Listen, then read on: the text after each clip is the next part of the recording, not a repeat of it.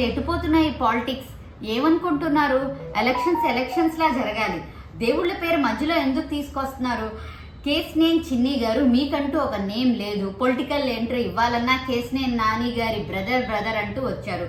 ఇప్పుడు మీ సిస్టర్ చూస్తే 1 టౌన్ ఏరియాలోకి వెళ్ళి అల్లా అంటే ఇలా, మాకు తెలియదు, ఇస్లాం గురించి తెలీదా, ఒట్టేయండి, మీరు మాకే ఓటేస్తామని చెప్పి ఏం మాట్లాడుతున్నారు మీరు ఇచ్చిందేమో విజయవాడ 1 టౌన్ వెస్ట్ కి టికెట్ బీజేపీకి, మళ్ళీ తీసుకొచ్చి లేదు మేము ముస్లిమ్స్ కి సపోర్ట్ చేస్తాం, ఆంధ్రాలో నేషనల్ పార్టీని నడవనియో. మీరు ఏం మాట్లాడుతున్నారో మీకైనా అర్థం ఉందా? ఇస్లాంని తీసుకురావడం ఎందుకు? మా దేవుడిని మధ్యలో ఎందుకు తీసుకురావాలి? అండ్ టీడీపీ పార్టీ ఎలాంటిదో ఇస్లాం అలాంటిది, దీంట్లో నేతలు మారొచ్చు, ఇస్లాంలో మనుషులు మారొచ్చు. What's this comparison? ఒక పార్టీని ఇస్లాంతో మీరు ఎలా కంపేర్ చేయగలరు? అయినా మీకు ఏం అవసరం దేవుళ్ళని తీసుకురావాల్సింది పాలిటిక్స్ లోకి? ఎలాగో నాని సార్ పేరు వాడుకుని పాలిటిక్స్ లోకి ఎంట్రీ ఇచ్చారు, ఇప్పుడు దేవుడి పేరు కూడా తీసుకొస్తారా మీరు?